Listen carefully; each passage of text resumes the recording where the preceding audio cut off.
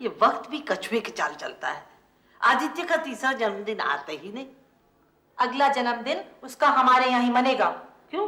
क्यों क्या? हमारा कोई हक नहीं है क्या उस पर? बकबक रहने दे, रहने दे। हक है उसका, है। जन्मदिन उसका यही मनाया जाएगा। मैं संजीदगी से कह रही हूँ सावित्री, फिर बाद में मत कहना मुझसे। अनुराधा, अनु बेटा। जी माँ जी। अनु बेटा, अपनी माँ को समझाओ, उसका आदित्य पे हक जताना मुझे अच्छा नहीं लगता। कह रही है कि आदित्य का जन्मदिन अपने घर मनाएगी। ओहो, जब मिल नहीं पाती हो तब एक दूसरे के लिए तड़पती रहती हो, और जब मिलती हो तब बच्चों की तरह झगड़ती हो। मैं झगड़ती हूँ? झगड़े की बात तो ये कर रही हैं। अच्छा बाबा बख्शो, चलो पान खिलाओ, गला सूख रहा है। पान एक नहीं 10 खिलाऊंगी, लेकिन आदित्य का जन्मदिन हमारे यहाँ ही मनेगा। फिर वही बात। बहादुर सिंह राजकुमार सुमेर और काठ के घोड़े पर। राजवंश घराने के राजकुमार को असली घोड़े की जीन संभालनी चाहिए। जरा गर्मी का मौसम निकल जाए सरकार, फिर असली घोड़े पे भी बिठा देंगे। ठीक है बहादुर सिंह, ठीक है। आइए ठाकुर आइए, शतरंज बिछाई जाए। नहीं राय बहादुर, बाजी उलटने वाली है, हमें शय से बचना पड़ेगा। कुछ समझाएंगे? ब्रिटिश राज की फौज की एक टुकड़ी राजनगर पहुंच गई है। हमारी रियासत में उनका क्या काम? फिरंगियों का राज है, कुछ भी कर सकते हैं, बस आप चौकन्ना रहिए।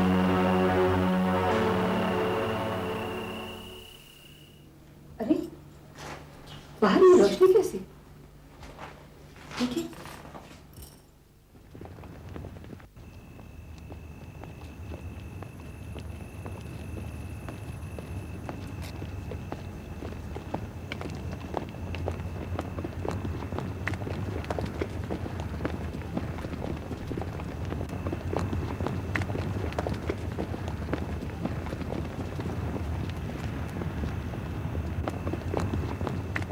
आइए मेरे करीब आइए, आज इकट्ठे बैठकर चाय पीते हैं। फिर बेटी का यही मतलब होता है ना। मैंने सुबह की चाय बेड में बैठे बैठे पी है कभी? नहीं पी? तो आज पी लीजिए। हम खुद अपने हाथों से चाय बनाकर अपनी रानी साहिबा की खिदमत में पेश करते हैं। आज तक हुजूर ने अपने हाथों से चाय बनाई है कभी? चलिए ये काम भी आज कर ही डालते हैं। क्या समझ रखा आपने? अरे ये क्या कर रहे हो? क्या? ये चाय तो शीरा बन जाएगी, शक्कर तिगनी हो जाएगी इसमें। आपके हाथों की मिठास के बाद इसमें शक्कर की जरूरत ही नहीं थी। आप पी के तो देखिए।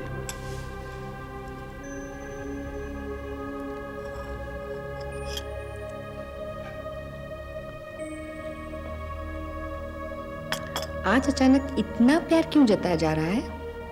प्यार जताया नहीं जाता, प्यार छुपाया जाता है यहाँ, ताकि किसी की नजर न लगे। बातों में आपसे कौन जीत सकता है? सच कहता हूँ अनु, मैं अक्सर सोचता हूँ कि अगर तुम मेरी जिंदगी में नहीं आती तो मालूम नहीं मेरा क्या होता। बस बस, ज्यादा सेंटिमेंटल होने की कोई जरूरत नहीं। माँ, हाँ? आदित्य कहाँ है? अरे यही कहीं तैर रहा था।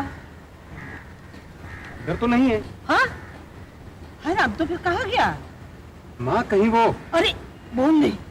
हाय राम, हे भगवान, अब क्या होगा? हाँ? हेलो, कैसा डरा दिया आपको? बदमाश कहीं का, मेरी तो जान ही निकल गई थी।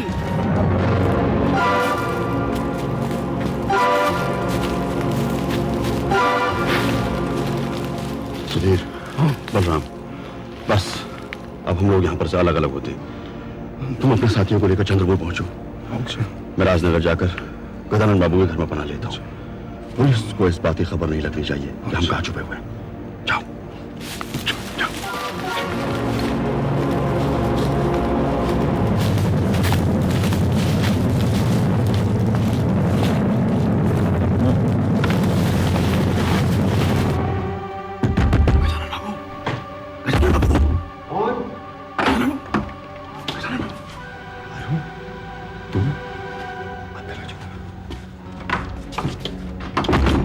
मैं ज्यादा दिन यहाँ पर नहीं रुकूंगा। अपने साथियों से संपर्क होते ही यहाँ से चला जाऊंगा। तुम्हें इसकी जरूरत नहीं पड़ेगी, तुम यहाँ आराम से रहो। मेरे रहते तुम्हें किस बात की चिंता? लेकिन गजानन बाबू, कुछ कामकाज भी तो होना चाहिए। खाली पेट तो आजादी का नारा भी गले में फंस जाएगा। मैं राजकुमार को पढ़ाता हूं, वो काम तुम्हें सौंप दूंगा। आपकी नौकरी मैं क्यों छीनूं? मैं तो स्कूल में टीचर हूं और राजकुमार को एक अच्छे टीचर की जरूरत है। और तुमने एमएससी किया है। राय साहब, ये अरुण चक्रवर्ती है, इन्होंने एमएससी किया है। मैं समझता हूं कि राजकुमार को पढ़ाने के लिए ये बहुत मुनासिब आदमी होंगे। गजानन बाबू, इनसे आपका कोई खास रिश्ता है? सरकार, रिश्ता तो बस इंसानियत का है। ये बात हमने इसलिए पूछी कि हमारे राजमहल में कोई बिल्कुल ही अजनबी आदमी प्रवेश न करने पाए। ये मेरे लिए अजनबी नहीं है। अरुण के स्वर्गवासी पिताजी और मैं एक साथ पढ़ा करते थे। फिर भी मेरी सिफारिश काफी ना समझे तो फिर सरकार की मर्जी। एमएससी आपने किस यूनिवर्सिटी से किया? कलकत्ता यूनिवर्सिटी। कलकत्ता अभी वैसा ही है या कुछ बदल गया? शहर तो वैसा ही है, लेकिन वहां रहने वालों के सोचने का ढंग कुछ बदल गया। जैसे आम जनता हुकूमत की सख्तियों की वजह से कुछ घुटन सी महसूस करने लगी है। कभी कभी धीमी आंच पर रखे हुए पानी में उबाल भी आ जाता है। अच्छी बात कही आपने।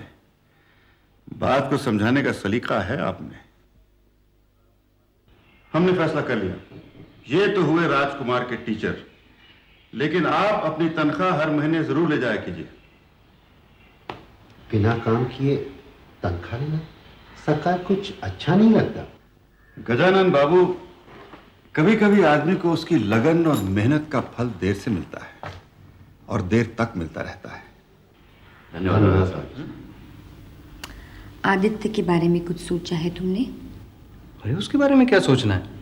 एक खूबसूरत सी लड़की ले आओ, उसकी शादी करा देते हैं। क्यों? 10 साल के बच्चे की शादी? और नहीं तो क्या।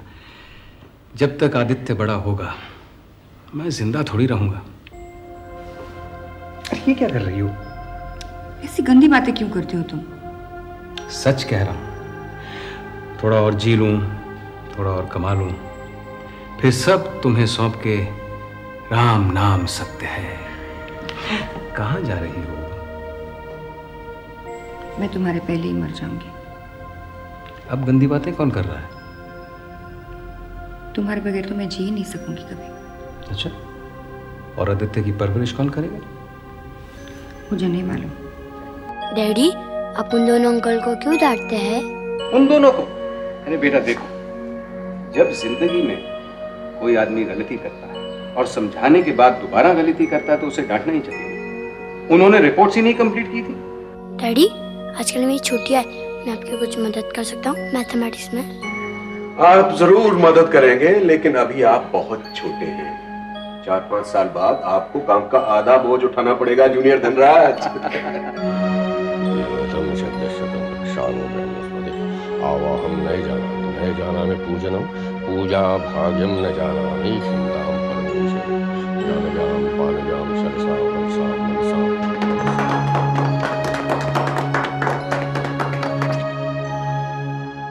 आइए राजकुमार, आइए। जन्मदिन मुबारक। हमारी तरफ से आपके जन्मदिन पर ये भेंट। बेटे, सबसे पहले गजानन बाबू के पांव छू।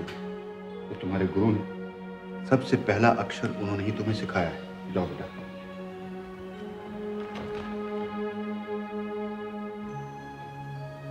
मास्टर जी। जीत रहो बेटे। राजकुमार, ईश्वर तुम्हें लंबी उम्र दे और हमेशा सुखी रखे। जीते रहो बेटे। हमारी ईश्वर से यही प्रार्थना है कि तुम्हें इतनी शक्ति दे कि तुम राजवंश घराने का नाम और ऊंचा करो। जीते रहो बेटा, मेरा आशीर्वाद हमेशा तुम्हारे साथ है।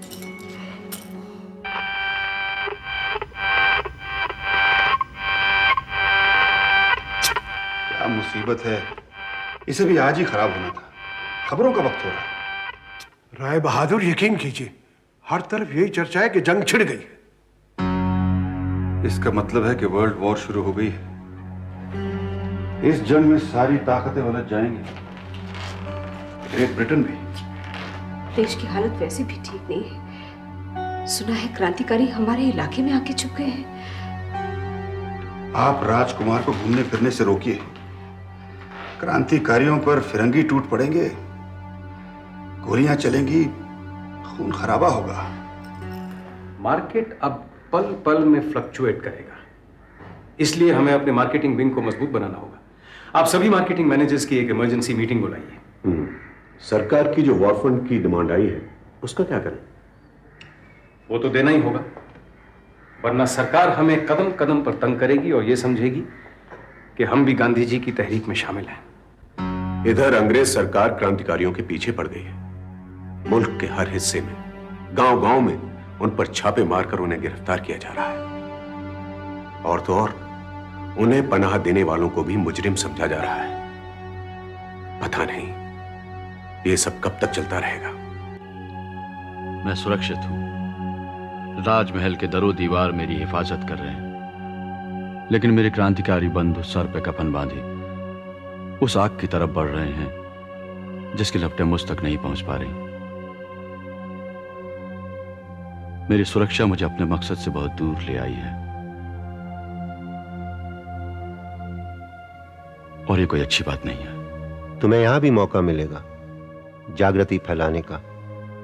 यहां के लोग जियाले हैं, तुम उन्हें रास्ता दिखाओ, उनके मार्गदर्शक बनो। यह सब करने में बहुत समय लगेगा और मुझे यहां से जाने की जल्दी है। क्यों? क्योंकि फिरंगियों का दायरा तंग होता जा रहा है। मेरे कारण राजा साहब और उनका परिवार किसी मुसीबत में न फंस जाए। क्या करोगे? कुछ तो करना होगा। कुछ करना ही होगा।